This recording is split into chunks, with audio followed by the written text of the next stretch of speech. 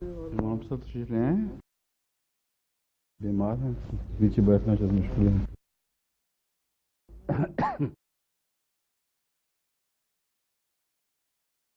अऊज़ु बिल्लाहि मिनश शैतानिर रजीम, बिस्मिल्लाहिर रहमानिर रहीम। वला तुस्सफ़हा अम्वालकुमुल्लती जअलल्लाहु लकुम क़ियामन वरज़ुक़ूहुम फ़ीहा वक्सूहुम वक़ूलू लहुम क़ौलन मारूफ़ा। सूरह निसा आयत 6। इस पर कल परसों कुछ थोड़ी सी बात तो हो चुकी है ना।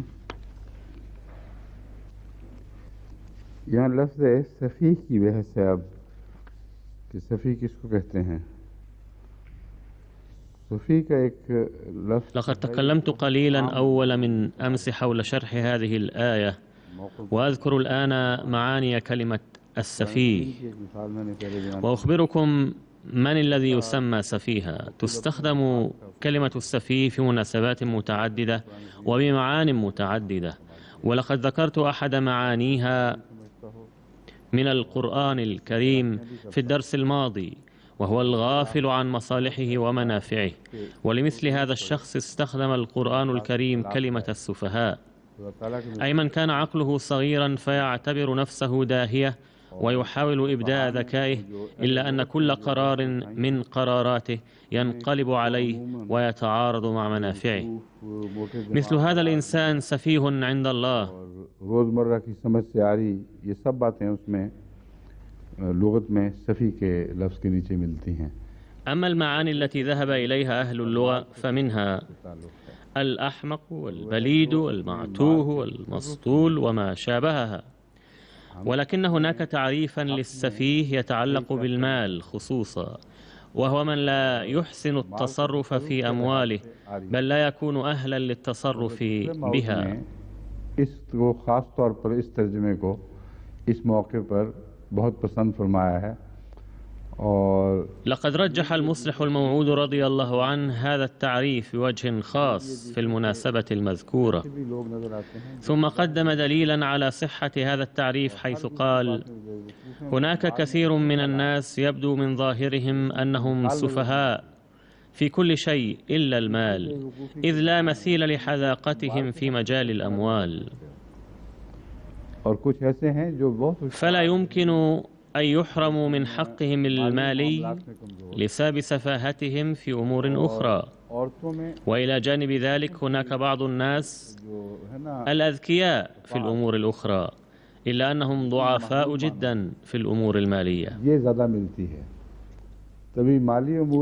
ومثل هذه السفاهة الخاصة تزيد في النساء، لذلك فإن الله تعالى أمر بشهادة امرأتين مقابل شهادة رجل واحد في الأمور المالية، وذلك لأنه إذا نسيت إحداهما أو أنها لا تفهم الأمور المالية فتذكر إحداهما الأخرى.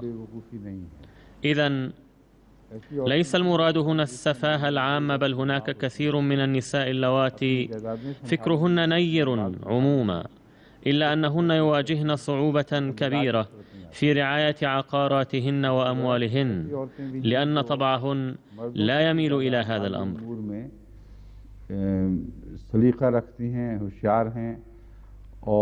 وعلى الضد من ذلك هناك نساء بارعات في الأمور المالية، لدرجة أنهن يفقن الرجال في التصرف بها ويدرن أمورا تجارية كبيرة، وليس ضروريا أن يتحلين بهذه الميزة بوصفهن نساء، كما أن الخبرة في الأمور التجارية ليست ميزة تخص الرجال أو النساء، بل كثيرا ما يتعلق الأمر بالتقاليد السائدة في الشعوب والبلاد. فمثلا تدير النساء معظم الأمور التجارية في بورما، وهن خبيرات بهذا المجال. إن السيدات الأحمديات اللواتي يراسلنني منهن من قد اكتسبن في التجارة وإدارة الأمور المالية خبرة أكثر بكثير من رجالهن، وكذلك نساء إفريقيا أيضا ذكيات وخبيرات بإدارة الأمور المالية. इस पहलू से भी सुफहा का तर्जमा औरत करना सरासर नाजायज़ है। فمن هذه الناحية أيضا لا يجوز بحال من الأحوال ترجمة كلمة السفهاء بأن المراد منها المرأة، بل السفهاء في هذه الآية صفة تتعلق بوجه خاص بقضية مذكورة فيها، وهي تتعلق بالأموال، ولا يحق لأحد أن يتوسع في معانيها. और बेवकूफ़ हो या औरत हो, दोनों के साथ बराबर सलूक होना चाहिए. और يجب أن يعامل السفيه في الأمور المالية بطريق واحد سواء كان رجلا أم امرأة، والخطاب في هذه الآية للرجال، والمراد من كلمة السفهاء هو الرجال بالدرجة الأولى، لأن السفيه يطلق على الرجل وجمعه السفهاء. والسبب في عدم توجيه الخطاب إلى النساء هو أن الخطاب للرجال يشمل النساء أيضا، أما إذا كان الخطاب للنساء فلا يشمل الرجال. لذلك فقد استخدم القرآن الكريم هنا هذا الأسلوب ليبقى المجال مفتوحا.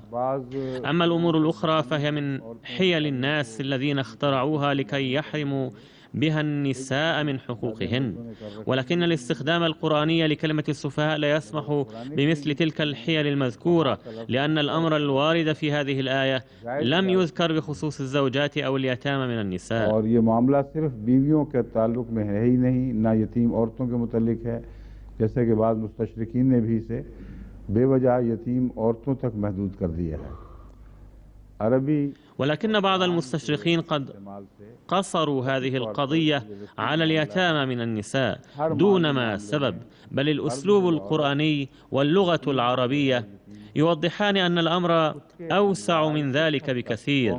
كلما كان الشعب أمينا على المال العام كان مسؤولا أكثر للحفاظ على أموال مثل هؤلاء، سواء أكانوا رجالا أم نساء، يتامى كانوا أو غير يتامى. किसी माल पर अमीन नहीं है, वहाँ हर जगह दखल अंदाजी का कौम को हक नहीं है. ولأجل ذلك قيل أموالكم، وإذا لم يكن المجتمع أمينا على المال العام فلا يحق له التدخل في حقوق الآخرين. لقد تناول الفقهاء هذين الأمرين كل على حدة، وأثاروا هذا السؤال أيضا: ولو أجيز منع شخص لا حول له ولا قوة في الأمور المالية من التدخل في أمواله وعقاراته، أفلا يحرم من ذلك لاحقا من يقوم بتصرفات مماثلة؟ أي يمكن أن يتم التدخل في حق أحد، كما يمكن أن تتم استعادة الأموال منه بعد تسليمها له. وقد أثار الفقهاء هذه البحوث على ضوء الآية المذكورة، وقد أفتى بعضهم أنه يجب تسليم الأموال له باعتباره راشدا، ولكن يجب أن تراقبوه، وتجب استعادة الأموال منه حيثما تصرف تصرفا ينم عن السفاهة. ये समझ करके वो माकूल है, लेकिन नज़र रखना हर वक्त जहाँ बेवकूफ़ी हुई वहाँ उसे माल वापस ले दिया. अगर कुरान करीम का ये मंशा होता या हो तो दुनिया में तिजारतें चल ही न सकें. لو كان هذا هو قصد القرآن الكريم لكان ذلك قاضيا على جميع أنواع التجارة في العالم كله، وذلك لأن كثيرا من التجار الخبراء أيضا يخطئون فيعقدون صفقة يخسرون فيها كل شيء أو جزءا كبيرا من أموالهم، في حين أن بعض عقاراتهم لا يزال بيدهم. ففي هذه الحالة هل ستسيطر الحكومة على أمواله لأنه تصرف تصرفا خاطئا؟ لا، بل إذا فتحنا مجال مثل هذا التدخل فإنه يقضي على النظام كله. لذلك هناك ضرورة قصوى لفهم منطوق الآية ومحلها. إن خلفية الموضوع المذكور هنا هي أن هناك كثيرا من اليتامى والأطفال والكبار أيضا يضطرون فجأة إلى استخدام عقاراتهم لسبب استشهاد والديهم أو لسبب آخر، ونتيجة لذلك هناك احتمال كبير لأن يضيع الأموال القومية بعضهم الذين ليست لديهم خبرة سابقة بالأمور المالية أو ليس لديهم مقدرة عقلية لتدبيرها. और कौमी जायदाद को ज़ाया करने में सिर्फ ये मुराद नहीं है कि उनका माल जाता रहे, कौम के अमवाल भी इस तरह घटते हैं. ليس المراد من ضياع الأموال القومية ضياع أموالهم فقط، بل إنه بضياع أموالهم ستقل أموال القوم أيضا من حيث المجموع، مما يؤدي إلى رواج طرق غير صحيحة في مجال التجارة، كما أن عدم التزام الحيطة فيها يولد الخيانة المالية، حيث سيحاول الناس أن يعقدوا في الخفاء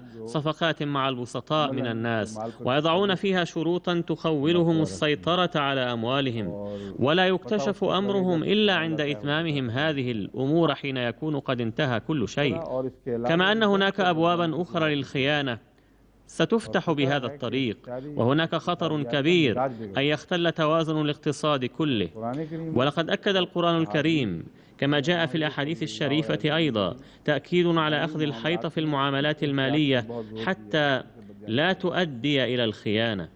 ऐसे हालात में ऐसा इस्तेमाल उठता है और वाक़तन ये हो जाता है। मेरे इल्म में ज़ाती तौर पर ऐसी मिसालें हैं जिनमें إنني بصفة شخصية على علم بأمثلة كهذه، حيث ترك أحد عقاراته التي ملكها بكد اليمين وعرق الجبين، كما أنه راعى حقوق الأولاد، ثم عندما بلغ الأطفال سن الرشد أخذوا نصيبهم في الإرث، فبعضهم يتصرفون صحيحا فتزداد هذه العقارات، وبعضهم يضيعونها ولا تبقى لهم باقية منها. فلو كانت العائلة كلها بشكل اجتماعي ألحت عليه بالقول إنك قد بلغت سن الرشد وأنت ترث هذه العقارات، ولكن هذا لا يعني أن تهدر بسبب سفاهتك هذه الأموال التي هي في النهاية أموال الأمة، بمعنى أن الوالد هو من كسبها، ثم إذا ورثها الابن فكأن ملكيتها انتقلت إليه من الله تعالى، لأن الإنسان لا يملكها من الله تعالى بشكل مباشر من دون أي واسطة. इस पहलू से विरसा हासिल करने की शर्त को पूरा करो। अगर तुम्हें सलाहियत नहीं है तो हम इंतजाम करेंगे और तुम्हारी ज़रूरतें पूरी करेंगे। فمن هذه الناحية يجب أن تلتزم شروط هذه الملكية، فإن كنت لا تقدر على تدبير الأمور المالية فإننا نتولاها ونسدد جميع حاجاتك. ولكن ما معنى وارزقوهم فيها واكسوهم في هذا السياق الذي نحن فيه؟ एक ये है उसको खाना खिलाना पहनाना ओढ़ाना। क्या मतलब ये है कि हर ऐसी सूरत में كان هناك معنى عام تناولته أول من أمس. أما المعنى الآخر فهل القصد هنا أن تطعموهم وتكسوهم وتشتروا لهم حاجاتهم، أو تؤمن لهم طعامهم من دار الضيافة، أو تعطوهم نقودا للأكل والشرب؟ هل هذا هو المراد؟ لا، لأنه مخالف لهذا الموضوع كله الذي يطرح هذا السؤال. هل مثل هذا الشخص أهل لإدارة أمور أمواله وعقاراته أم لا؟ إذن أصبح لدينا أمران منفصلان ولا بد من التمييز بينهما.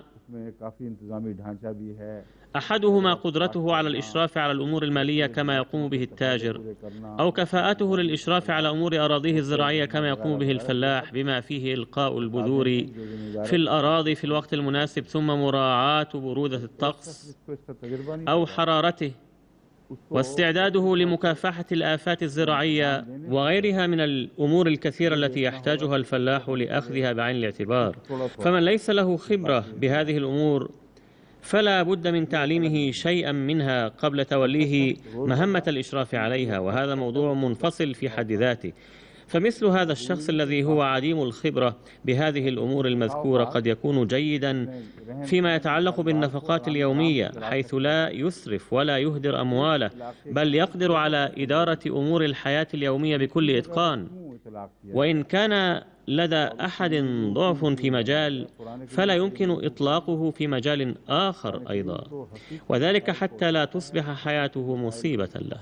فليس هذا هو منطوق الآية القرآنية، بل القرآن الكريم يثير تلك الأمور التي تعتبر مسائل حقيقية ثم يقدم حلولا لها، ولا يسمح بحل قضية ما بشكل مشوه حتى تتحول إلى قضية أخرى تفتقر إلى الحل.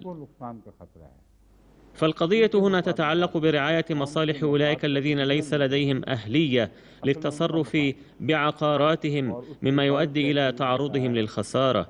وقد ذكرت مصالح القوم ضمنا هنا، لأن الموضوع الرئيس هو مصالح هؤلاء الناس. وقد علمنا هنا طريقا للحفاظ على أموالهم. ولكن لا يصح اتخاذ مفهوم معين من الآيات القرآنية خلافا لمقاصد هذا الموضوع ونشره بين الناس. كان الأمر يخص وضعا معينا فلا يجوز تعميمه. ورد ذكر السفهاء في سياق الأموال، والمراد من السفاهة هنا كما يتضح ذلك من موقف المصلح الموعود رضي الله عنه، وكما يذكره أهل اللغة أيضا، هو ما يتعلق بعدم كفاءتهم لإدارة الأمور المالية، أي أن مجاله محدود، إضافة إلى أن عدم الكفاءة لإدارة الأمور قد يحدث مع أحد في النفقات اليومية أيضا. وحيثما اجتمع هذان الأمران تضخمت الأمور وتعقدت المسائل وصعب حلها. بعض الناس لا يحسنون إدارة الأمور الكبيرة إلا أنهم يستطيعون تدبير أمورهم اليومية من إنفاق بالمعروف أو بسخاء أو بشيء من البخل، إذ إنهم يقدرون على كل نوع من هذا الإنفاق.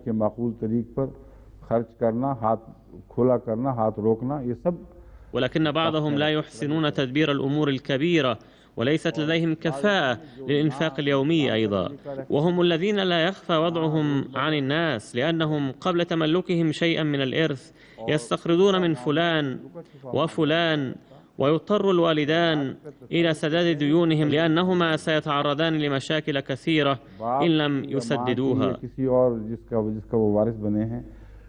उसका वारिस बनने से पहले ही हाल ये होता है कि आए दिन कभी उससे कर्ज उठाया, कभी उससे कर्ज पकड़ा, और माँ बाप को बसा औकात उनके कर्जे अदा करने पड़ते हैं। बाज़ दफ़ा वो अगर ना दें तो फिर उनको मुसीबत पड़ती है। ऐसे लोग सोसाइटी के लिए सबसे बड़ा खतरा हैं। إن مثل هؤلاء الناس يشكلون خطرا كبيرا على المجتمع، لأنهم يجمعون في أنفسهم كلا الجانبين من السفاهة. لذلك فكلما ورثوا عقارا أو أموالا ضاعت وتبددت في لمح البصر، واستغلهم المستغلون في مثل هذه الأوضاع. بعضهم يمدحونهم على حياة البذخ التي يتمتعون بها، إذ يقولون إنه ينفق كالأمراء والملوك، إنه يعرف كيف يجب أن يعيش الإنسان حياته. لو أتى الضيوف إلى مثل هؤلاء السفهاء فإنهم يهدرون أموالهم على ضيافتهم، حيث يأتون بأطعمة فاخرة لهم، أو يذهبون بهم إلى المطاعم الراقية ويدفعون فواتير سياراتهم المستأجرة وينالون المديح من هنا وهناك، ولكنهم لا ينفقون هذه الأموال الطائلة مما كسبوه بأنفسهم، بل يبيعون عقاراتهم المتوارثة ويهضمونها. هؤلاء هم المقصودون الأوائل في هذه الآية التي تقول: إذا كانوا لا يحسنون الحفاظ على عقاراتهم ولا يدرون الطرق السليمة للإنفاق اليومي فلا بد أنكم عرفتموهم، ومع ذلك إذا سكتتم في هذا الوضع فستضيع عقارات المجتمع والملة، لذلك فلا بد لكم أن تتدخلوا. ويصدق هنا أيضا التعبير نفسه الذي سبق أن استخدمته، وهو الوصاية، court of words. أي يجب أن تتم مراقبة هؤلاء، بل تجب مراقبة نفقاتهم أيضا. ويمكن أن يوجه تنبيه إلى المجتمع أن هؤلاء يخضعون لمراقبة المجتمع ووصايته لكذا وكذا من الأسباب، فلو أقرضتم هؤلاء فلسنا مسؤولين عن أدائه. لقد قمت في إحدى الجلسات السنوية في بريطانيا بإعلان لا يعد من قبيل الوصاية، إلا أنني أعلنته من أجل بعض الضرورات المشابهة للوصاية. قلت: ترفع الشكاوى ضد بعض ممن يأتون لحضور الجلسة هنا بأنهم يستقرضون من بعض الإخوة المحليين، قائلين لهم إنهم سيسددون تلك القروض فور عودتهم إلى بيوتهم. والإخوة المحليون يساعدونهم إما بدوافع الضيافة أو ربما لكسب السمعة والمديح أيضا، وبعضهم ساعدوهم بدوافع المواساة الخالصة فقط، ولكنه أيضا نوع من السفاهة ولا بد من تجنبها حتى لا تكونوا مساعدين لأحد بمثل هذه السفاهة التي تؤدي إلى ضياع أموالكم أيضا. فقد وجهت توجيها إلى الإخوة المحليين أنه إذا أتاكم أحد يريد أن يستدين منكم فمن واجبكم أن تستشيروا الجماعة أولا بخصوصه وتستوضحوا حول ظروفه وأوضاعه في بلده، ولكن لو أقرضتم أحدا من دون أن تقوموا بهذه الخطوات فستقرضونه على مسؤوليتكم. أما إذا أعطتكم الجماعة معلومات خاطئة فستسأل عن ذلك، ولكن لا يحدث ذلك عموما، بل تعطى كل المعلومات الصحيحة بخالص النية. فلو أقرضتم أحدا من دون أن تطلبوا التحقق من أوضاعه بناء على علاقاتكم الشخصية معه فلا تأتوا إلي بشكاوى ضده، لأنني نبهتكم منه. فلا بد أن تتحملوا الآن مسؤولية فعلكم. فلو أقرضتم أحدا بعد الآن مالا فلا يحق لكم أن ترفعوا الشكاوى ضده في الجماعة إن لم يرجعه إليكم. فلا تزعجوني بإرسال مثل هذه الرسائل قائلين إن فلانا قد أتى واستقرض منا ثم هرب، وفلان كانت له قرابة معك، وفلان كان من عائلة مرموقة فلم نكن نتوقع منه أن يهضم أموالنا بهذه الطريقة. لأن كل هذه الشكاوى تتنافى مع فحوى هذه الآية التي نحن بصدد تفسيرها، لأن هذه الآية تخاطب جميع العائلات سواء كانت سيئة أم حسنة، غنية أم فقيرة. وتعني هذه الآية أن يحتاط المؤمن في أمرين اثنين: في التصرف في أمواله، أي يجب أن يسعى قدر المستطاع لأن لا تقل أمواله بل تزداد، وأن لا يؤدي تصرفه إلى نقصان رأس ماله. فالطريقة الأولى لاختبار سفاهة أحد هي أن من يمد يده إلى رأس ماله من أجل تأمين طعامه وشرابه اليومي فإنه سفيه، ولا أرى للسفيه أي تعريف أوضح وأجزم من ذلك. كل من يبدأ ببيع عقاراته وتجاراته فور تملكها، أو كل من تزداد نفقاته على مدخوله فإنه سفيه. أما من لا تزد نفقاته عن دخله إلا أنها تزيد عن المعتاد بعد تملكه العقارات فهو سفيه جزئي.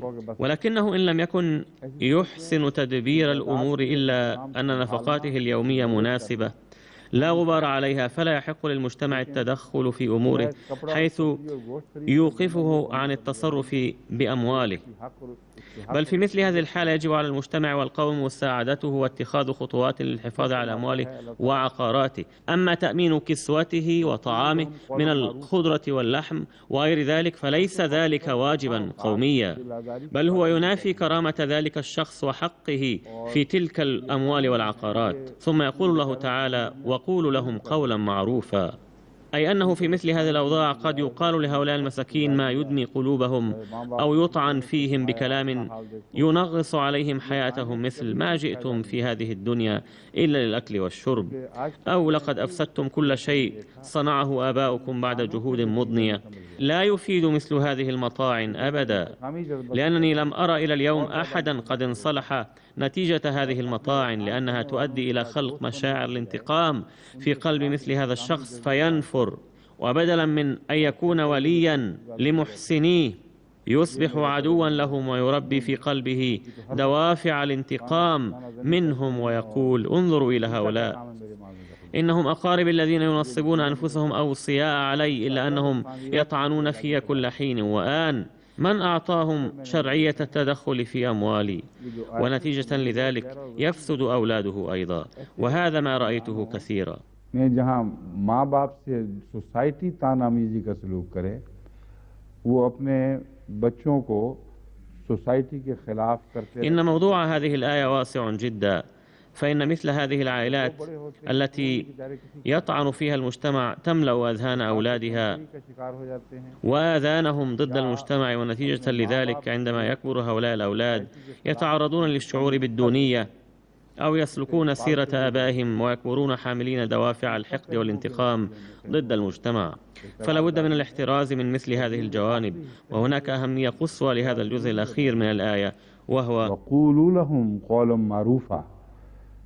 وقولوا لهم قولا معروفا، أي أعطيتم حقا للحفاظ على أموالهم ولمساعدتهم لسبب سفاهتهم، ولكن لم يعط لكم الحق في الطعن فيهم وإيلام قلوبهم، بل يجب أن تقولوا لهم قولا معروفا عند التكلم معهم. والمعروف هو أن تربوهم وتنصحوا لهم وتعلموهم كيف يسعهم إتمام بعض الأمور على الوجه الصحيح، ووجهوا لهم النصيحة فيما يتعلق بالأمور اليومية أيضا، وعلموهم بما يلزم. هذا ما فهمته من محتوى هذه الآية، وهو ما شرحته لكم. नसीहत करो और इस मामले में उनकी तरबियत की कोशिश करो। यह है अमूमी इस आयत का मबहस और जो मैं समझा हूँ वो मैंने आपके सामने खोल कर बयान कर दिया है। बाकी मोजमुल वसीत वगैरह أما ما ذكره بعض القواميس مثل المعجم الوسيط उन्होंने जो وغيره माने وكتب बयान किए हैं التفسير सफाहत के, أيضا من معاني كلمة वो वही हैं जो السفاهة، मैं आपके सामने रख चुका हूँ। बात कहते हैं गलत فهو राह نفسه पर الذي डाला سبق أن ذكرته لكم. सफहा بعضهم फलसफेगा, يقولون السفه और बात والسفهة कहते हैं इसका ये भी أي तर्जुमा है أسلكه في طريق हलाक कर غيर दिया। صالح أو أهلكه. उस माल के ताल्लुक में गलत रास्ते पर चलने वाले या अपने अमवाल को और जायदादों को हलाक فما कर देने يسلكون طريقا غير वाले صالح بخصوص أموالهم ये सारे वो فإنهم सफहा हैं। يهلكونها ولا تبقى لهم फिर باقية، धोखा देना भी सफाहत का والسفهاء खिलाफ है। هم الذين يقومون بذلك. अस्साफ़े एक अहमक को कहते हैं, अस्सफ़ी हो मयुबज़िर मालहू फ़ी मा ला यंबग़ी, यानी वो शख्स जो अपने माल को नाजायज़ जगहों पर खर्च करता है। وسفه خدع ये दो والسافه अलग अलग الأحمق، والسفيه من तफसीलें يبذر हैं आपके ماله सामने فيما لا रखी हैं। ينبغي. माल का तसर्रुफ एक ही पहलू है इसका, और रोज़मर्रा के على أي खर्च حال वालों كانت هناك और ज़रूरी حاجة नहीं कि إلى दोनों التمييز एक بين حالتين، बाज़ وقد जगह एक شرحتهما में لكم. इस्मा होता है, إحداهما बाज़ जगह تتعلق दूसरा, بإدارة الأموال المالية और الكبيرة، बाज़ والأخرى जगह تتعلق दोनों जब بالأمور इस्मा اليومية होती है التي तो फिर बहुत تتعلق بالنفقات الصغيرة खतरनाक सूरत हाल العادية. पैदा होती है। وليس ضروريا क़यामन का लफ्ज़ اجتماع इस्तेमाल हुआ है। الحالتين في أحد، क़याम का إذ मुताबिक मैं قد पहले भी आपको توجد बता चुका हूँ, الحالة الأولى في किसी أحد चीज़ के وفي लिए कोई غيره पूरा खड़ा توجد हो जाए, الثانية لا उसके हक़ الأولى، में उसके ولكن बात के الذي लिए खड़ा हो जाए, تجتمع فيه الحالتان काबिल कदमी فوضعه दिखाए। أخطر ما يكون.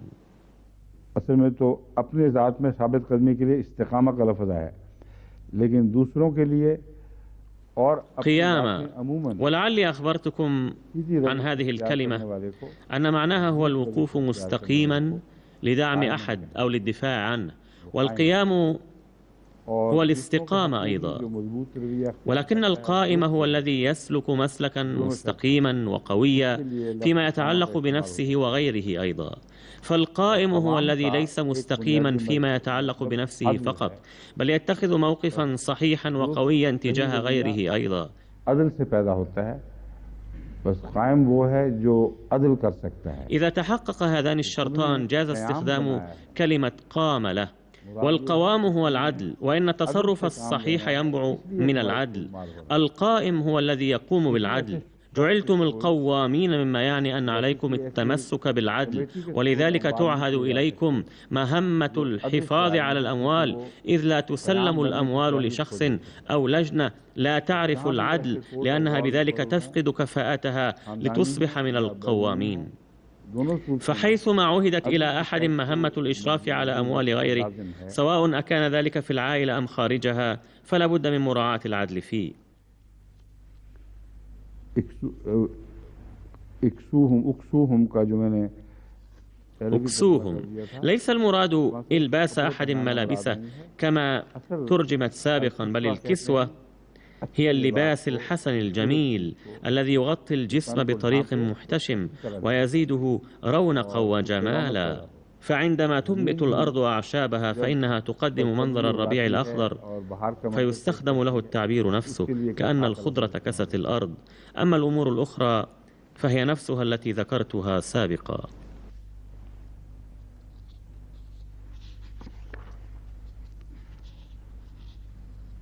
वो मैं बाकी बातें मैं बयान कर चुका हूँ पहले ही। तफसीर इब्न कसीर ने मसलन लिखा है, अबू अमामा से कुछ रवायत है, और ورد في تفسير ابن كثير عن أبي أمامة قال روي عن أبي موسى قال जिसने अपना माल ثلاثة बेवकूफ़ को दे दिया, لا और تقبل वो دعوتهم: जो जिस शख्स رجل को كانت कर्ज له देना है امرأة سيئة और الخلق गवाह فلم मुकदमे, يطلقها، ورجل कर्ज देते वक्त गवाही नहीं, أعطى ماله سفيها، ورجل كان له على رجل دين فلم يشهد عليه. मैं नहीं कह रहा कि नहीं होती, मेरा मतलब है कि बाज़ मुफस्सिरीन यहाँ तक भी गए हैं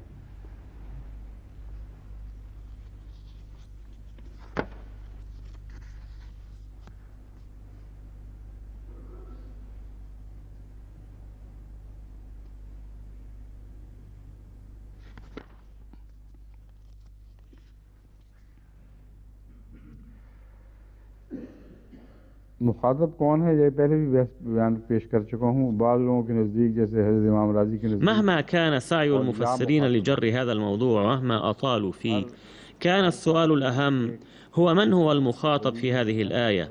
عند الإمام الرازي الخطاب للأولياء، ويعني ذلك أن لكل بيت وليا، وكما أن العائلة كلها أيضا تكون وليا أي لها حق الولاية، وفي بعض الأحيان يصبح للقوم كله حق الولاية. فإن الإمام الرازي فهم منها أن الخطاب للأولياء بوجه عام، وهو ما ورد في تفسير القاسمي.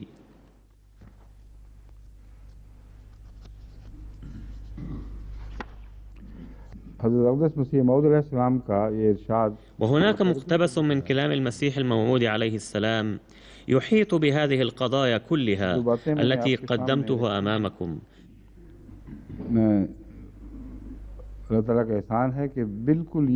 والتفسير الذي قدمه المسيح الموعود عليه السلام لهذه الآية له تفسير رائع لا يمكن أن يأتي أحد بأفضل منه. ويعني ذلك أنه إذا كان صاحب المال بينكم ضعيف العقل كأن يكون يتيما لم يبلغ سن الرشد، وخشيتم أن يضيع ماله بسفاهته،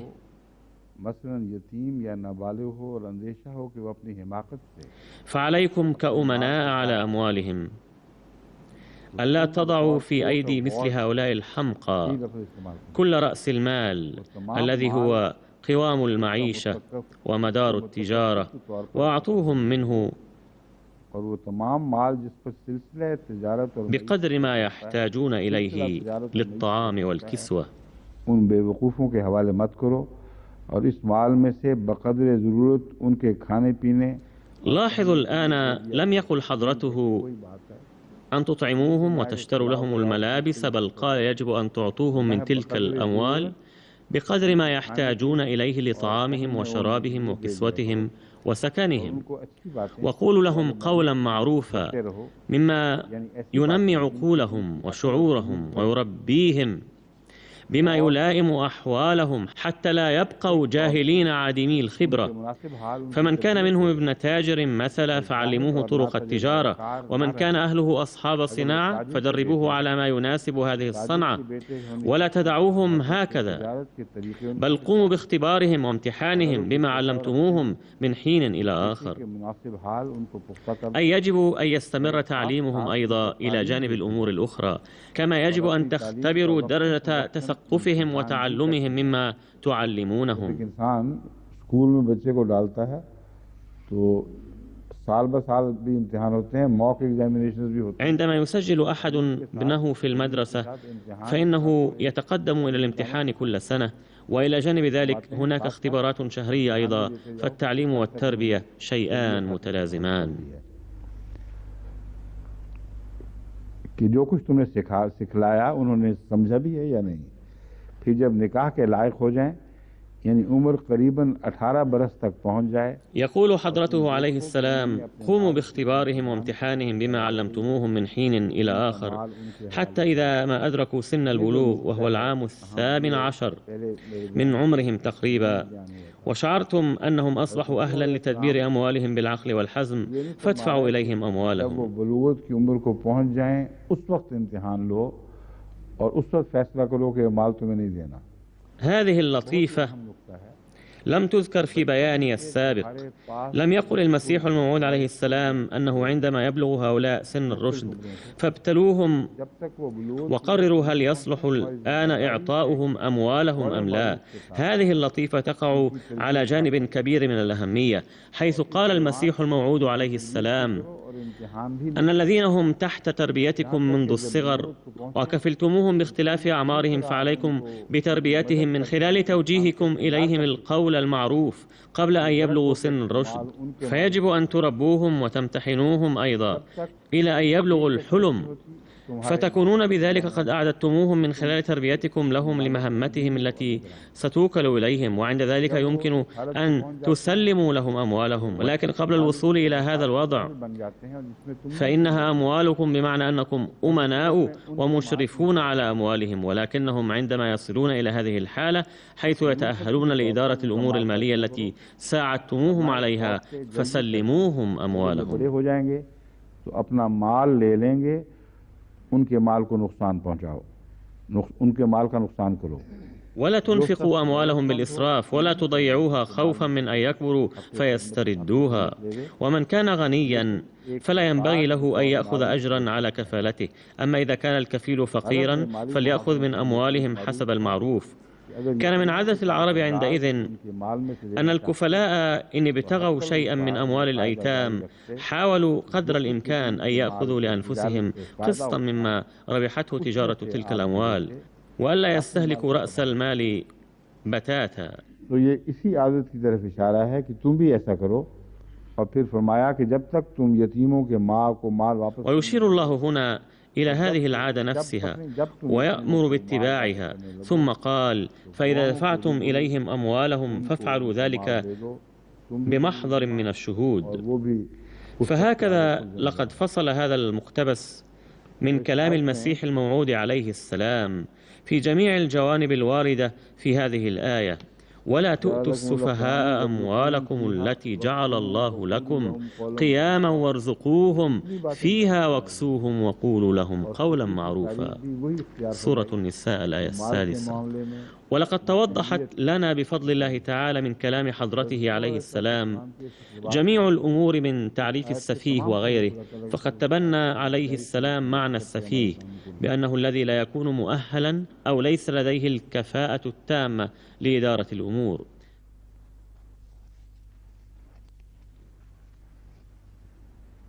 والآن فلننظر ماذا يستخرج القسوري من هذه الآية. يقول: Those are weak understanding، أي الذين فهمهم ضعيف، وهذه ترجمة صحيحة لكلمة السفهاء، ولكنه لا يذكر أن هذا يخص موضوعا معينا، وإنما يسرد وكأنه المعنى العام، فيقول: idiots or persons of weak intellects whose property is to be administered so as to provide for their necessities. أي يجب أن تتولوا الإشراف على عقارات من كانوا حمقى أو كانت عقولهم ضعيفة وتتولوا تأمين حاجاتهم. يقول: Their treatment must be kindly. يؤكد على أن يكون التعامل معهم يتحلى باللطف والمواساة والإحسان، ولكنه يصل إلى هذه النتيجة التالية: Here is the Muslim lunatic asylum.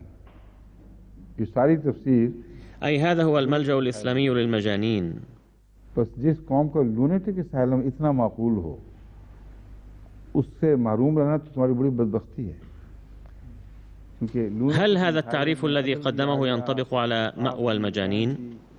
بل لو كان لدى شعبنا الشعوب نظام مأوى المجانين معقولا إلى هذا الحد، فمن الشقايا أن يحرم الإنسان نفسه من اتباع هذا النظام الذي يكتنف العدل والإنصاف والرحمة والإشراف والرعاية وقضاء الحاجات وغيرها. अगर ये lunatic asylum है तो इस lunatic asylum में सारी कौम को दाखिल होना चाहिए. لقد استخدم وري هذه الكلمة البذيئة مدفوعا بحقد في قلبه، ولكن الأمر الواقع هو أنه لو كانت هذه القواعد لمأوى المجانين فيتحتم على الشعب كله أن يصبح جزءا من مثل هذا النظام، لأنه لا يمكن توفير الأمن بدون هذه المبادئ.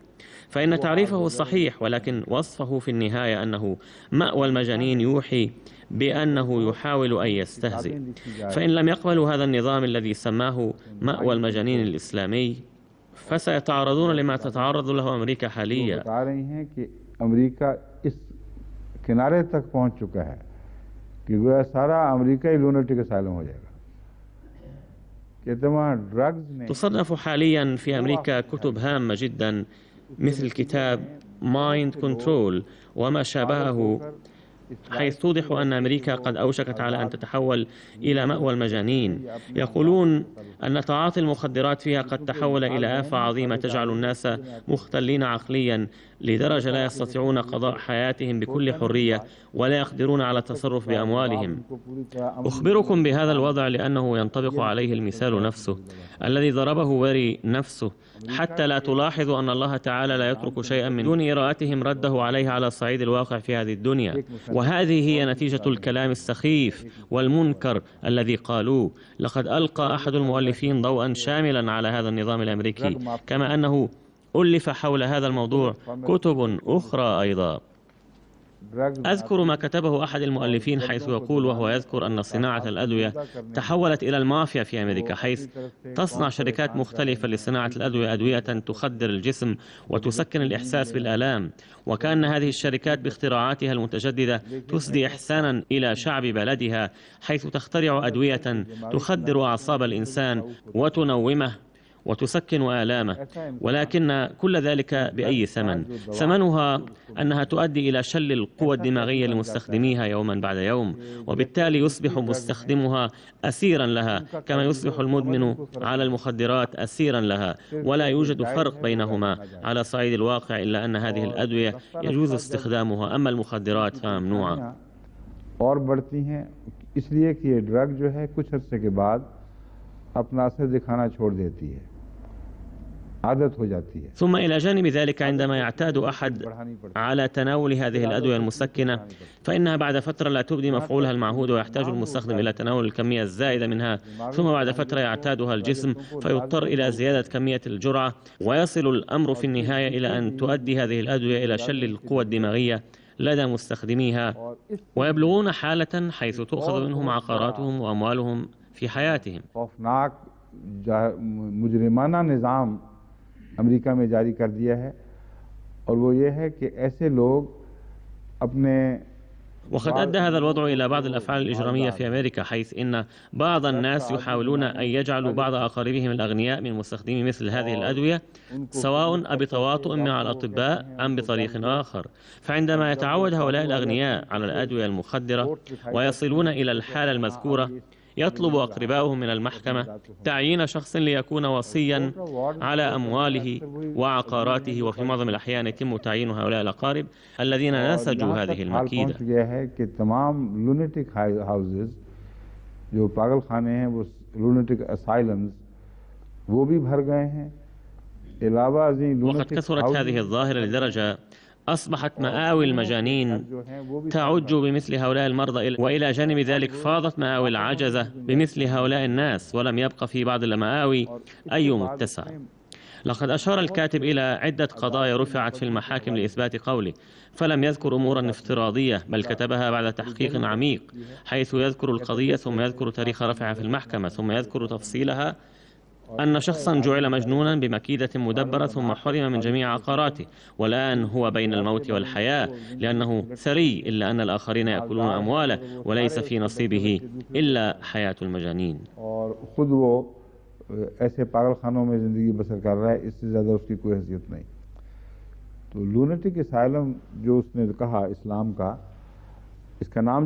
فقد سمى الخص ويري ما ذكر في الآية المذكورة أنه نظام إسلامي عن مأوى المجانين، فليطلق عليه أي تسمية شاء، ولكنه مكان الأمن والسلام، بل هو مجمع الأمن والأمان، حيث تحفظ أموال القوم والمجتمع، وفي الوقت نفسه تحفظ أموال الأفراد أيضا. وينبغي أن يتبع العالم كله هذا النظام نموذجا لمآوي المجانين عندهم.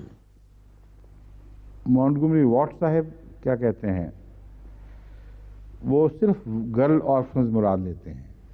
ماذا يقول مونتغومري وات الآن؟ إنه يفهم من الآية أن المراد بها يتامى النساء. إن مونتغومري وات ضليع باللغة الإنجليزية، وبالتالي يكتب أحيانا بطريقة لا يعترض عليها أصلا، إلا أنه بهذه الطريقة نفسها يكون قد وخزة مؤلمة. لاحظوا مثالا على ما قلت، فقد كتب هنا أمرا عاديا في الظاهر، إلا أن من يملكون رهافة الحس أو العلماء يدركون فورا عما تكلم وبماذا تكلم. يقول test wealthy orphans، أي اختبروا اليتامى الأثرياء. هنا يقول حضرته رحمه الله لا يوجد في آية ولا تؤتوا السفهاء أموالكم التي أي إشارة إلى هذا الموضوع الذي يتحدث عنه، ولعله خطأ، إذ أرى أنه يتعلق بالآية التالية وهي تبدأ وابتلوا اليتامى.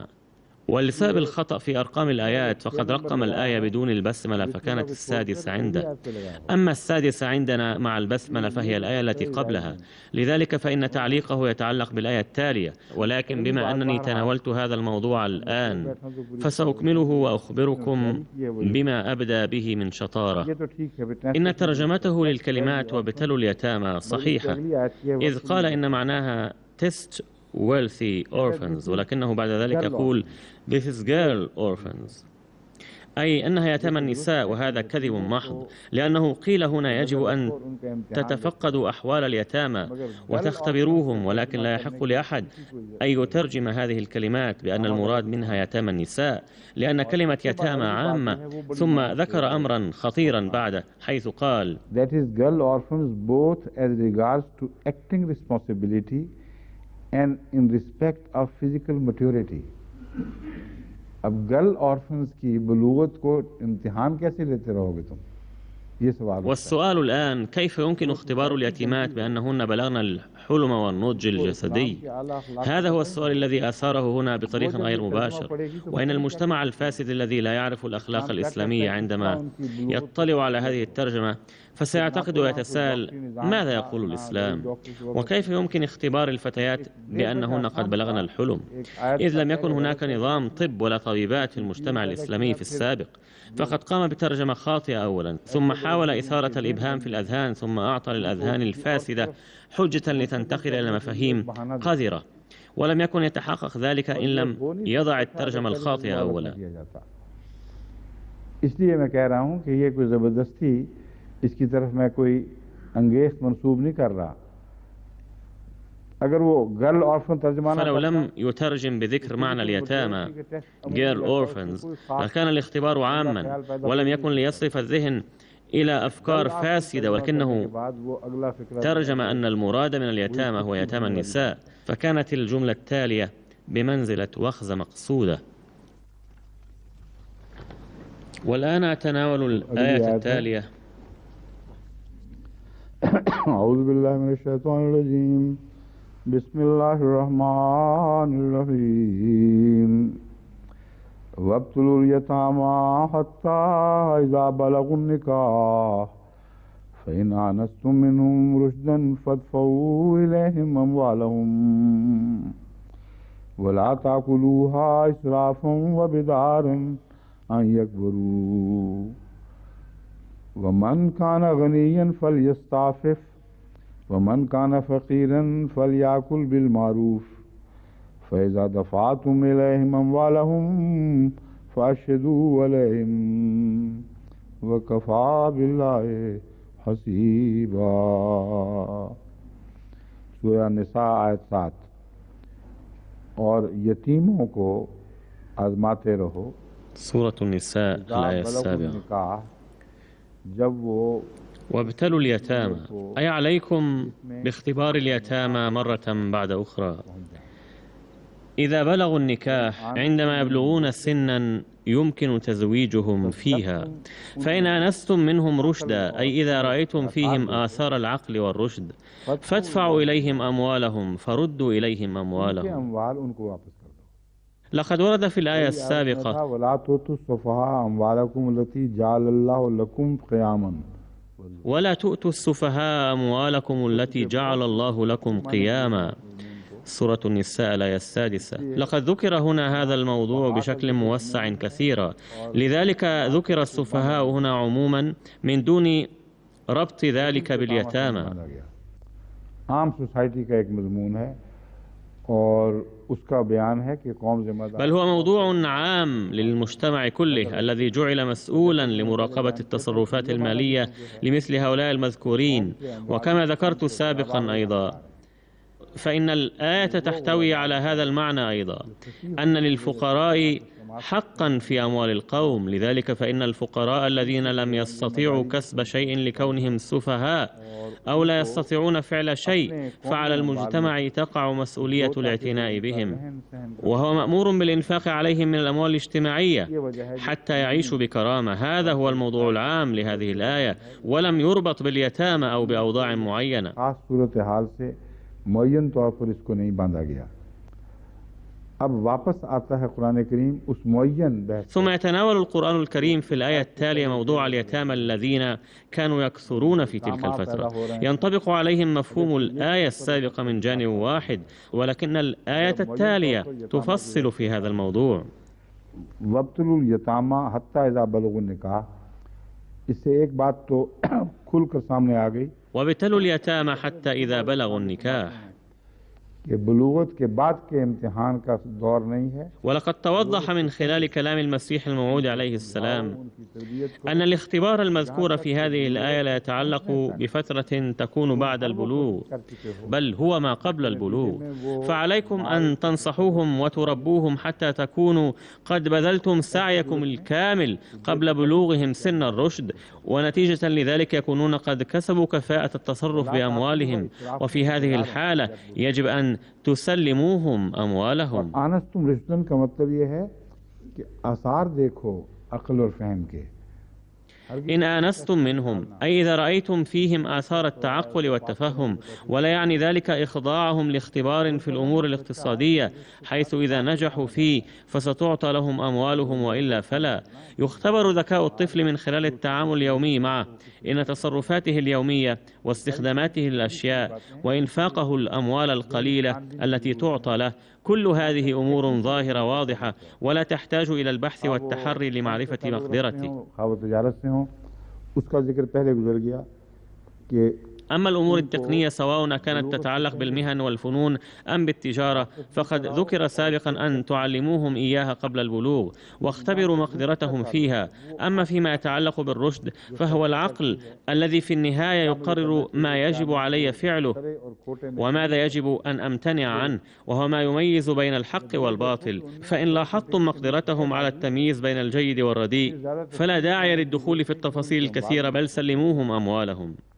वला ताकुलूहा इसराफन व बिदारन अन यकबरू, ولا تأكلوها إسرافا وبدارا أن يكبروا، ولا تحاولوا أكل أموال هؤلاء المساكين قبل أن يبلغوا الحلم خوفا من أن يكبروا، ثم إذا كبروا فستقدمون لهم كشف حساب لأموالهم، أي ستقولون لهم أنه لم يبق شيء من أموالكم فانصرفوا عنا الآن.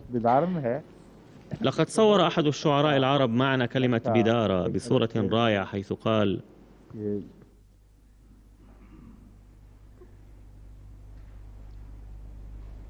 إذا أرنب سنحت بالفضاء فبادره ولجات الخمر,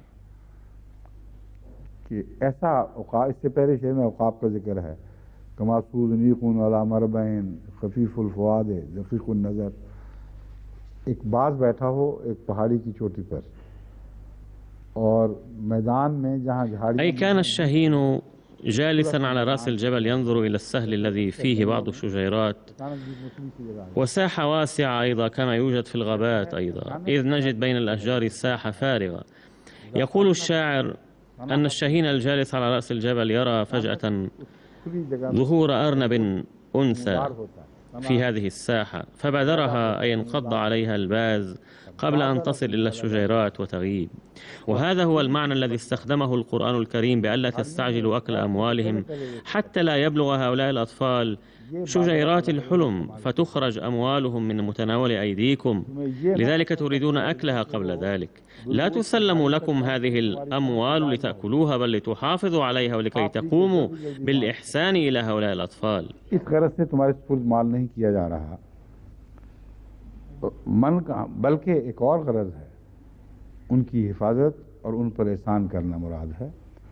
व मन कान गनियन फल यस्ताफिफ, जो तुम में से ومن كان غنيا فليستعفف، أي يجب على الغني أن يجتنب استخدام هذه الأموال لنفسه فليستعفف. هذه الصيغة تفيد النصح، إلا أن جانب الأمر أيضا يغلب فيها. هذا ما قاله الله تعالى بأن يستعفف أي يجتنب اجتنابا كليا فلا يمد يده إلى مال اليتيم. यतीम के माल को हाथ न लगाए। लेकिन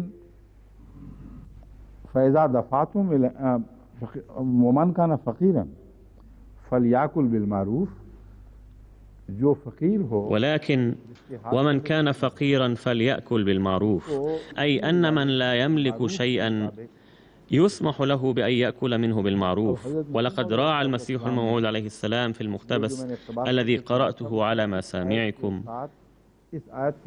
محتوى هذه الآية أيضا، وشرح كلمة المعروف ومعانيها المشهورة عند العرب. मारूफ के ये माने फरमाए कि जो अरब में राइज है। मारूफ का एक माना है हर वो चीज।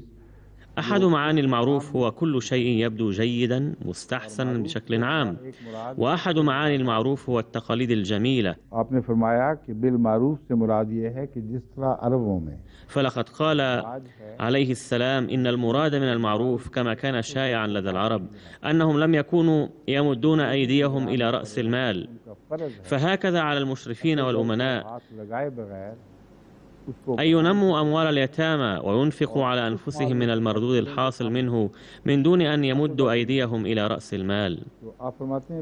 فيقول حضرته عليه السلام أنه يجب أن يستمر هذا التقليد الجيد الذي كان معروفا عند العرب، لأنه بهذه الطريقة سوف تحفظ رؤوس الأموال، بل ستزداد في التجارة كما أنكم أيضا ستستفيدون، ومثل هذا المال محفوظ أكثر لأن فيه فائدة الفريقين. فإذا दफ़ातुम इलैहिम अम्वालहुम, असल मकसद वो फ़ायदा उठाना नहीं है, इंतज़ार है कि किसी तरह उनका माल उनके सुपुर्द किया जाए। فإذا دفعتم إليهم أموالهم، अम्वालकुम कहा गया था, أي ليس الهدف الاستفادة من تلك الأموال، بل الهدف هو انتظار ذلك الموعد الذي تسلم فيه تلك الأموال لأهلها. فتلك الأموال التي سميت في السابق أموالكم تسمى أموالهم الآن عند التسليم، حيث قال فإذا دفعتم إليهم أموالهم. هناك معنى لطيف يذكر في هذا السياق، أي في التعبيرين المذكورين، وهو أنكم عندما جعلتم أمناء على أموالهم فاحفظوا أموالهم وكأنها أموالكم، حيث إنكم لا تنفقون أموالكم فيما لا ينبغي، ولا تنفقونها في التجارات من دون أخذ الحيطة، ولا تبددونها في إقراض الآخرين، فعليكم أن تحفظوها باعتبارها أموالكم. وحيثما اعتبرتموها أموال الآخرين فقد انحرفتم عن سبيل الحق. إذن فحيثما كان موضوع الحفاظ عليها فهي أموالكم، وحيثما ذكر موضوع دفعها وتسليمها لهم وجدنا تصريحا أنها أموالهم، فلا يمكن أن تأخذوا منها شيئا بل ردوها إليهم كاملة. هذا هو المعنى الجميل الكامل في استخدام القرآن الكريم تعبيرين مختلفين، أموالكم وأموالهم. دفعتم إليهم أموالهم، وبما أنها كانت أموالهم ولقد دفعتموها إليهم الآن فلا بد أن تشهدوا على ذلك، وذلك حتى لا تظنوا أنه يحق لكم أن تفعلوا ما تريدون حيث قد حافظتم على هذه الأموال وكأنها أموالكم ثم دفعتموها إليهم فصارت أموالهم. فلا داعي للإشهاد على ذلك، لا، بل سيرى الشهداء هل أديتم أموالهم كاملة أم لا، هل دفعتم إليهم كل ما كان لهم أم بقي بعض الأشياء. فلا بد للشهيد أن يكون أمينا، فلن يشهدوا على ذلك ما لم يتأكدوا من أن هذا الشيء أو ذاك أيضا دفع وصفي حساب كذا وكذا، وسلم كل شيء لأهله. وكفى بالله حسيبا، أي أن الشهداء سيقومون بالحساب، ولكن كفى بالله حسيبا أي ليس هناك محاسب أفضل من الله تعالى، فهو يكفي الناس حسابا. والمراد من ذلك أنكم إذا خدعتم هؤلاء الشهداء فاعلموا أنكم لن تنجوا من بطش الله تعالى الذي هو المحاسب الحقيقي الذي سوف يراقبكم ويرى ما إذا كنتم تدفعون إلى اليتامى أموالهم بالكامل أم لا.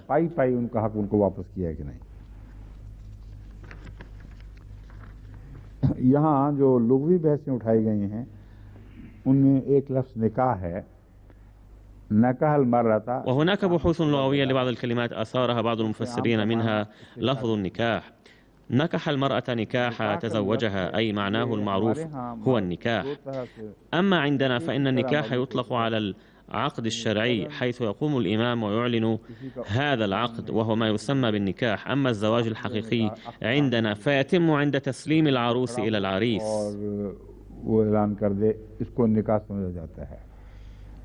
असल ब्याह रुखसती के वक्त शुरू होता है, और अगर रुखसती ना हो وإن فسخ مثل هذا النكاح قبل الدخول فإنه ينقذ أهله من مسؤوليات شتى. أما العرب فيقولون نكح تزوج، وليس يعني إعلان النكاح كما هو معروف عندنا، أي معناه عندهم الإتيان بزوجته إلى بيته أو السكن معها في مكان واحد.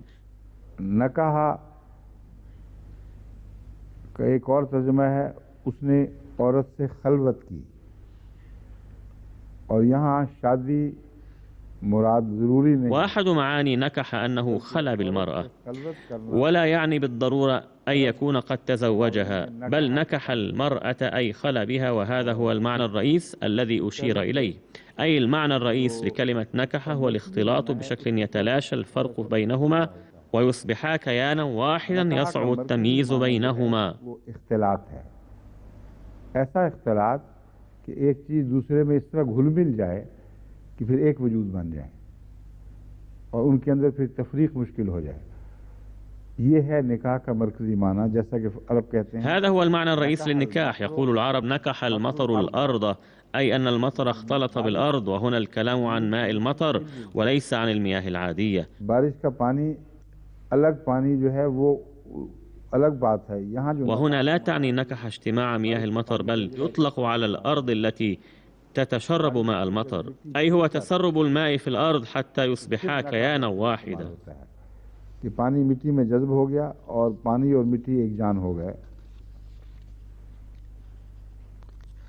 बस निकाह जो है वो فإن الهدف من النكاح بين رجل وامرأة هو أن يصبحا كيانا واحدا، حيث لا يمكن التمييز بينهما، وهذا الاتحاد بين الشخصيتين يؤدي إلى التكاثر والتنامي. ये ना हो तो नशोनुमा नहीं हो सकती। पानी ज्यादा हो कहीं इकट्ठा, वहाँ भी जमीन इस लायक नहीं रहती। إضافة إلى ذلك، لو اجتمع الماء في مكان بكثرة فلا تبقى الأرض في ذلك المكان صالحة للزراعة، كما هو حال التي لا يصيبها ماء، حيث لا تنبت أيضا. يطلق في اللغة تعبير ترنيخ الأرض على الأرض التي تغرق بالماء حيث لا تصلح للزراعة. أما المقصود من معنى نكح أي نزل المطر واتحد الماء بالتربة، وكلما حصل هذا الاتحاد تفتق منها النبات وعمت الأفراح وتولدت السكينة والطمأنينة والذرية الصالحة أيضا نتيجة هذا الاتحاد. رشدا. لقد فسرت هذه الكلمة بشكل عام، أما المعنى اللغوي لها فهو الهداية. وأرشده أي أهداه. رشد القاضي الصبي قضى برشده، أي أصدر القاضي قرارا بأن هذا الطفل قد بلغ سن الرشد. صالحا في دينه مصلحا لماله. والراشد الصالح في دينه المصلح لماله. أما في مصطلح الفقه فهو أن يبلغ الولد سن التكليف، أي يصبح مسؤولا عن أعماله الحسنة والسيئة على حد السواء، فلو عمل سوءا فسينال عقابا، ولن يحول صغر سنه دون تلقيه العقاب، أي لن يلطف به القانون لأنه صغير السن. فمن بلغ هذه السن يقال له إنه بلغ الرشد. وبالمناسبة عندنا كلمة معروفة وهي المرشد، وهي بكسر الشين، وعلماء اللغة الأردية الذين يطلعون بالعربية أيضا يلفظون هذه الكلمة بكسر الشين.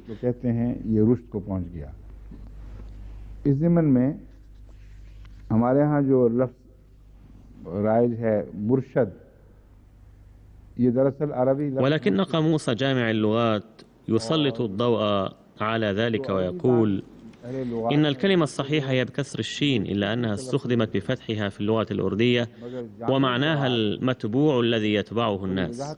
فاللفظ الصحيح بالأردية هو المرشد، إذن كلمة المرشد بالعربية بكسر الشين وبالأردية بفتحها، فالتعبير بالأردية بير ومرشد هو الصحيح وليس بير ومرشد، وبير مرادف للمرشد في المعنى. मुर्शिद अपनी अव्वलियत गुनाह के लिहाज से जहाँ से निकला है, अरबी जुबान में मुर्शिद और उर्दू में मुर्शद, पीरो मुर्शद कहते हैं, पीरो मुर्शिद नहीं कहते।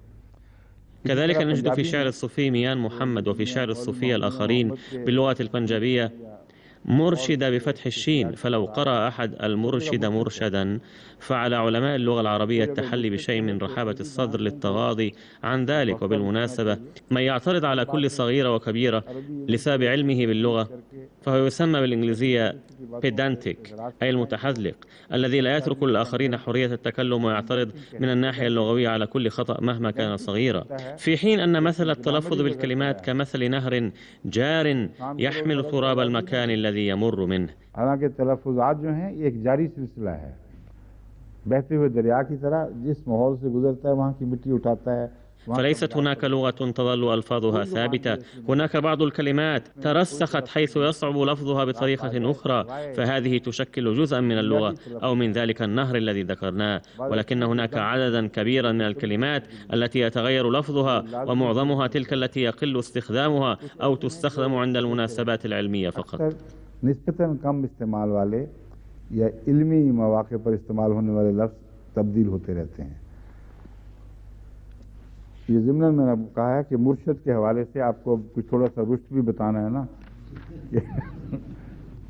रुश्त का हर चीज़ से ताल्लुक़ है। تطرقت إلى هذا البحث ضمنا لأنه كان لابد من التركيز على الرشد بخصوص كلمة المرشد، فإن الرشد يتعلق بكل شيء ولا يقتصر استخدامه على الأمور الدينية فحسب. रशद रशाद रुश्द, ठीक रास्ते पर चलना। إن استخدام العقل والفهم يسمى بالرشد. رشد اهتدى إلى الصراط المستقيم. रशाद रुश्द, बस असल बात वही है जो उर्फ़ आम में एक शख्स माकूल है। والأصل فيه هو أنه رجل سليم لا يجوز إلصاق تهمة السفاهة به ثم التصرف بأمواله وحرمانه من حقه. जायज़ नहीं। इसराफ, ما هو الإسراف؟ सरफ़त ताम का माना है एतकला हत्ता कान सुरफता। صرف الطعام ائتكل حتى كأن الصرفة أصابته. وصرفت الصرفة الشجرة. الصرفة هنا هي دودة القز التي تعيش على أوراق الأشجار وتأكلها ولا تترك منها شيئا. रेशम का कीड़ा जिस तरह वो शीशम के दरख्त के पत्ते खा जाता है और कुछ भी उसका बाकी नहीं छोड़ता, वो है सरफा। तो इसराफ, وهذا العمل يعرف بالصرف. माल को इस तरह खर्च करना, والإسراف منه ومعناه أكل الأموال التجارية وغير التجارية بطريقة لا تبقى لها باقية، ولذلك يقال صرف الطعام أي انتهى، وكأن الصرفة أي دودة القز أكلته بطريقتها فلم يبق في الوعاء شيء بل أصبح فارغا.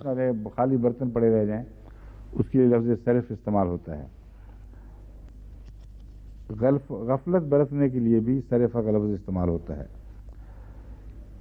असरफा फी कज़ा, تستخدم كلمة صرف للغفل أيضا، وأسرف في كذا أي أخطأ أو تعثر، وأسرف أي جهل، فكلمة صرف تحتوي على معاني الغفلة والجهالة والخطأ وأكل الشيء كله بسرعة كبيرة. हालत के लिए भी सर्फ का लफ्ज़ इस्तेमाल होता है।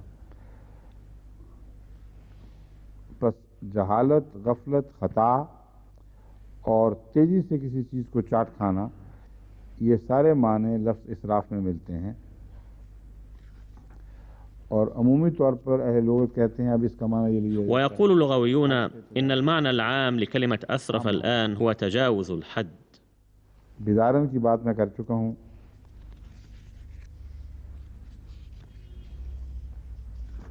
और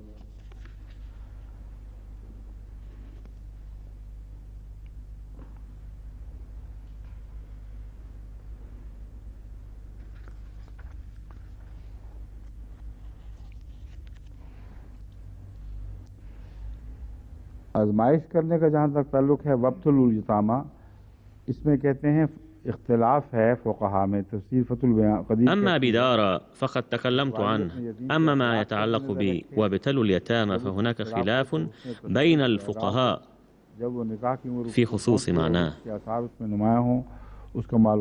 ورد في تفسير فتح القدير أنه يجب على الولي أن يراقب أخلاق اليتيم أيضا، فإذا آنس منه نبلا وحسن تصرف وعرف أنه بلغ سن النكاح وظهرت عليه أمارات الرشد فينبغي أن يسلمه أمواله. وإن مراقبة أخلاق اليتيم في هذا السياق خطيرة جدا. إن اليتيم يشعر بالضغوط النفسية عند إقامته مع أولاد أمه الثانية الذين يسكنون معه، ويشعر كأنه بلا سند في البيت الذي يغلب عليه نمط عيش أقارب هذه الأم، ونتيجة لذلك يتعرض لأمراض نفسية كثيرة. ولأجل ذلك أوصانا النبي صلى الله عليه وسلم بأخذ الحيطة بخصوص معاملة اليتيم.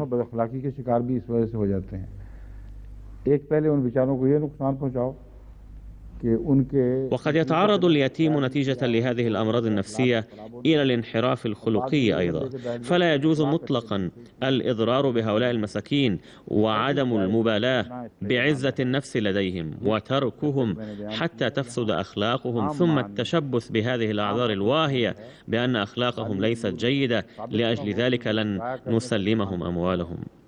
بل معنى الرشد هنا معناه العام والمراد منه العقل والفهم، وهو أن يثبت لديك أن هذا الشاب لا يعتاد ضياع الأموال، ومن ثم ليس لديك حجة لتحتفظ عندك بأمواله. हाँ, जहाँ तक इस बात का ताल्लुक है बुलूग का, लोग के मुफस्सिरीन बाज़ कहते हैं कि ثم هناك بحث يتعلق بالبلوغ. ما هو البلوغ؟ البلوغ هو بلوغ الحلم، ولكن الرشد يشمل المعاني كلها. يقول السعيد بن جبير، وهو قول الشعبي أيضا، أنه لو تقدم اليتيم في السن وصار عجوزا يبلغ من العمر 100 عام، مع ذلك يجب ألا تسلم له أمواله إن لم يكن قد بلغ الرشد. فهذه أمور عجيبة غريبة، لأن الموضوع لا يتعلق باليتيم بل هو عام وينطبق على كل من هو أبله ومعتوه.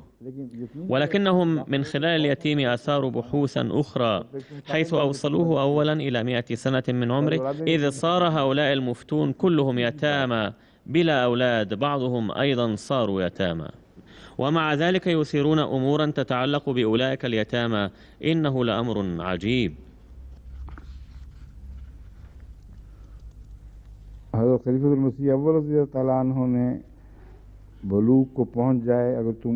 كتب الخليفة الأول رضي الله عنه للمسيح الموعود عليه السلام أن معنى حتى إذا بلغوا النكاح هو أنكم إذا آنستم فيهم الرشد والنضوج فسلموهم أموالهم. لقد فصل المصلح الموعود رضي الله عنه في المراد من البلوغ، وقال إن المستشرقين يعترضون على الإسلام بأنه ذكر البلوغ من دون أن يعرفه بتعريف معين. يقول المصلح الموعود رضي الله عنه إن عمر البلوغ والنضوج في سياق النكاح لا يمكن أن يحدد، لأنه يختلف باختلاف المناطق والبلاد.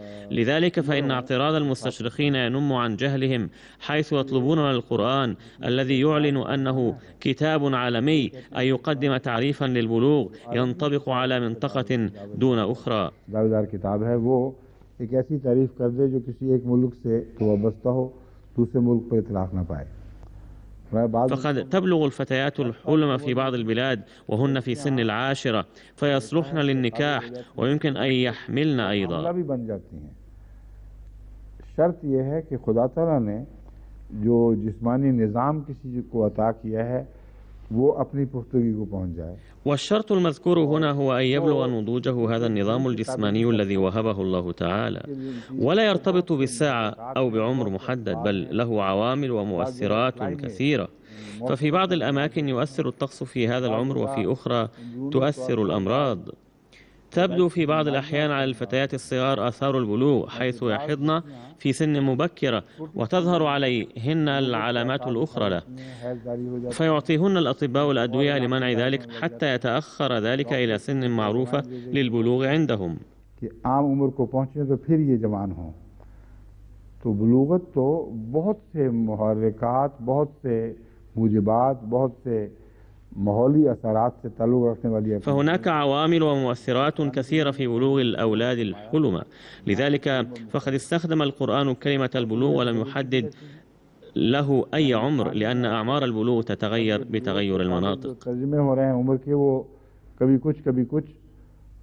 يعرف الناس هنا في إنجلترا البلوغ بتعاريف مختلفة، فمثلا يحددون الآن عمرا لبعض الأفعال، حيث إذا ارتكبت في سن دون سن البلوغ فإنها ستعد جرائم، ولكن الذين يعتبرون ممارسة هذا النوع من الأفعال حقا للإنسان البالغ يدافعون عن كونها جرائم، فيطالبون بالتقليل من سن البلوغ حتى لا تعد ممارسة هذه الأفعال جريمة ضد الفاعلين من القاصرين أيضا.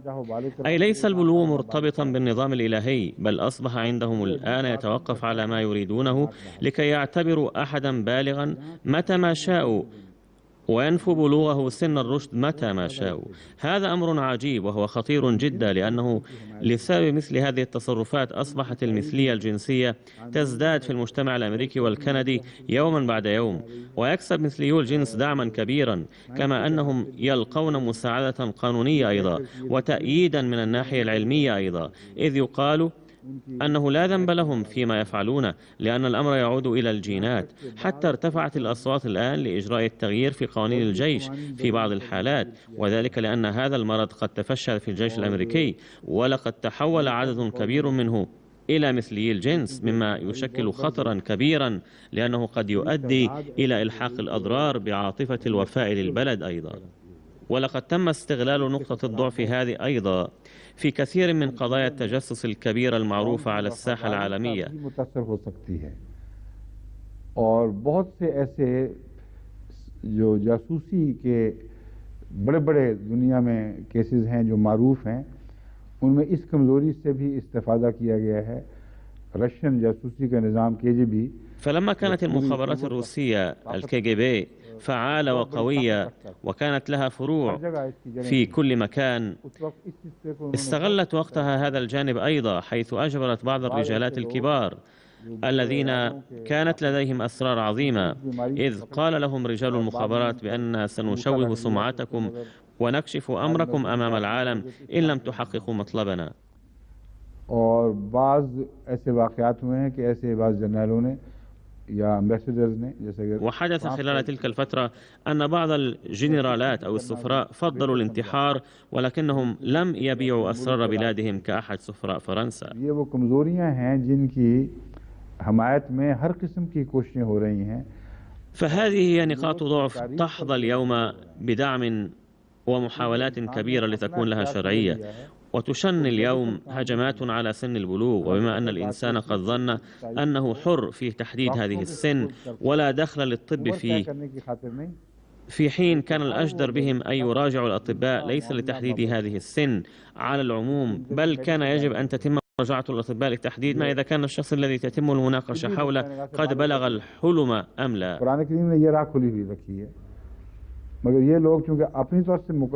لقد ترك القرآن الكريم هذا الجانب أيضا مفتوحا، ولكن بما أن هؤلاء يحاولون تحديد هذه السن بأنفسهم، لذلك يواجهون مشاكل كثيرة كل يوم. فمثلا ضربت لكم مثالا أن هناك قانونا سيكون ساري المفعول قريبا، أنه إذا كان أحد الأشقياء يجد عنده هذه الميول، أي أنه مثلي الجنس، ثم قام بهذا العمل مع صغار السن، فسيعاقب عقابا شديدا، ولكن لو فعل ذلك اثنان يبلغان الحلم فلا عقاب لهما لأنهما حران. والآن عندما رأى هؤلاء أن كثيرا ممن يحملون هذه العادات الخبيثة يميلون إلى ذوي الأعمار الصغيرة التي هي دون السن المحدد للبلوغ، مما يعني أنهم سيتعرضون للمعاقبة إذا بطش بهم، فأصبحوا يقدمون مشاريع القانون في البرلمانات من أجل خفض هذه السن المحددة. فقالوا مثلا يجب أن تكون سن البلوغ 16 سنة بدلا من 18، وبعضهم طالبوا بأن تكون 12 سنة،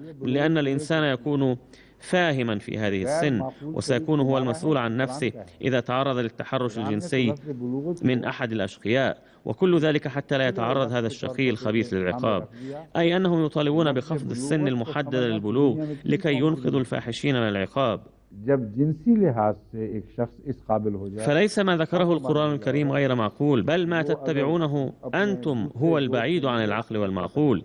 لقد استخدم القرآن الكريم كلمة البلوغ بمعانيها الواسعة، لأنه ليس صعبا على أي شعب من شعوب العالم فهم البلوغ ومعناه، وهو أنه عندما يصبح أحد قادرا على الإنجاب من خلال علاقته الجنسية مع زوجه ذكرا كان أو أنثى، يطلق عليه أنه قد بلغ الحلم، وإنه أمر طبي بحت، إلا أنه قد يظهر من خلال تقاليد المجتمع أحيانا، أو أنه تظهر لدى الفتيات بعض العلامات الدالة على ذلك، كما أن هناك بعض العلامات للبلوغ تظهر لدى الشباب أيضا، فيظهر عند بعضهم حب الشباب حول الأنف، وتتغير أصوات بعضهم حتى تكون أغلظ. هناك أطفال في برنامجنا أودو كلاس، أي برنامج تعليم اللغة الأردية، كانت أصواتهم جميلة فيما سبق، ولكن الآن إذا طلبت من أحدهم أن ينشد قصيدة فإنه يخرج صوتا عجيبا غريبا، فأقول له إنك تبلغ سن البلوغ الآن، وهو الكلام الصحيح، لأنه كلما بلغ الطفل هذه السن تغير صوته على هذه الشاكلة، وكأن هذه علامة لبلوغ الطفل سن التمييز بين الحق والباطل، وأنه أصبح مكلفا. هذا هو تعريف البلوغ. أما ما يقوله الناس بأن هذه السن هي 11 سنة أو 12 سنة أو 18 سنة، فهي أمور افتراضية وقصص وأساطير. والآن يجب أن نتوجه قليلا إلى صاحبنا سيل أيضا ونرى كيف يترجم الآية السابقة. يقول: And women also ought to have a part of what their parents and kindred leave. والنساء أيضا يجب أن يكون لهن جزء مما يتركه والداهن وأولادهن. هذه هي ترجمته لكلمات وآتوا اليتامى. وترجم كلمة اليتامى أن معناها النساء. يبدو أن المستشرقين كلهم يعتمدون على ترجمة واحدة ثم ينشرونها ويبنون عليها. فيقول سيل: تتضمن الآية معنى إعطائهن أيضا شيئا ضمنا، في حين ليس هذا هو الموضوع المطروح هنا، بل أثاره سيل عبثا ولا علاقة له بالسياق.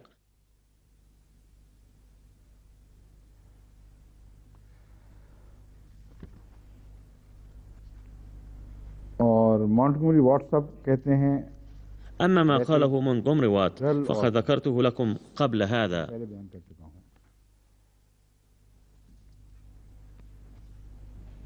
And let the rich guardian not even touch it. ये बड़ा अच्छा तर्जुमा किया किसी ने. وما ترجم به رادويل فهو صحيح ورائع، حيث يقول عن الآية: من كان غنيا فليستعفف، بأن معناها يجب على الغني ألا يلمس هذه الأموال. هذا هو المعنى الصحيح للعفف، أي يجب أن تأخذوا الحيطة الكاملة ولا تقربوا مال هؤلاء. यानी उनके माल के करीब तक न फटको. इसने बहुत अच्छा तर्जुमा किया. Let him who is poor use it for his support, eat of it with discretion. And whoso is rich, let him abstain, and whoso is poor, let him eat thereof with equity. बहुत अच्छा तर्जुमा किया रॉडवेल साहब ने. أي فلينفق الفقير لنفسه، أما الغني فيجب أن يجتنب ذلك، أما الفقير فلينفقها مراعيا العدل. لقد ترجم رودويل جيدا. जब है ना फशदु अलैहिम, लफ्ज़ जो हैं वो फशदु अलैहिम लफ्ज़ हैं. ماذا يقول الآن ريتشارد بيل؟ كلمات فأشهدوا عليهم، أي أشهدوا عليهم من كل النواحي حيث لا تبقى لهم عليكم من حجة. فليس المراد من أشهدوا أن تجعلوا شهيدين عند تسليمكم شيئا من أموالهم، بل يجب أن تأخذوا كل نوع من الحيطة بعين الاعتبار حتى لا يبقى لهم أي شكوى ضدكم بأنكم هضمتم حقهم ولم تؤدوه كاملا.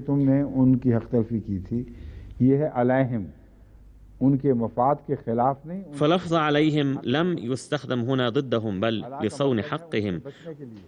واستخدم على للتنبيه إلى أن تتقوا هذا الجانب ولا تكونوا عرضة للاتهام فيه.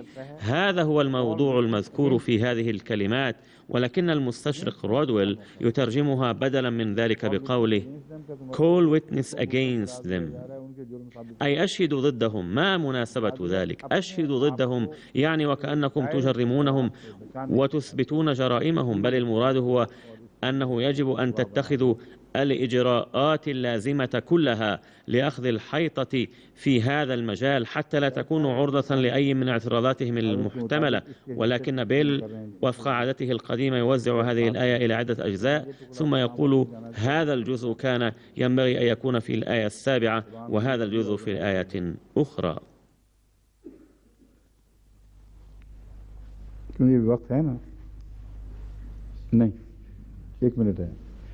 अच्छा, एक दो बातें पुरानी रह गई थी। हाँ, खसा मैंने जो कहा था कि कूनू क़िरअतन ख़ासिईन में मुझे بقي أمر أو أمران سبق أن تناولتهما، लफ्ज़ खासे इस्तेमाल किया गया हो। أحدهما كلمة خسئ، فلقد قلت لعل خسئ في قوله تعالى كونوا قردة خاسئين يتعلق بمرض الإيدز، وقلت يجب أن يبحث الخبراء باللغة العربية في معنى هذه الكلمة بشكل كامل. فأحد معاني كلمة خسئ مذكورة في سورة الملك في قوله تعالى ينقلب إليك البصر خاسئا وهو حسير، ويعني خاسئا هنا متعبا. तुम्हारी नजर लौट आएगी थकी हुई, खासियन का मतलब है थकी हुई। दूसरा माना जो इस मजमून से बहुत गहरा ताल्लुक रखता है। والمعنى الثاني الذي يرتبط بهذا الموضوع بعلاقة وطيدة هو كالتالي: يقال خسئ الكلب وغيره، أي ابتعد وانصرف وذل. के लिए इख्सा का लफ्ज़ इस्तेमाल किया जाए जैसा कि कुरान करीम ने यहाँ इस्तेमाल किया है।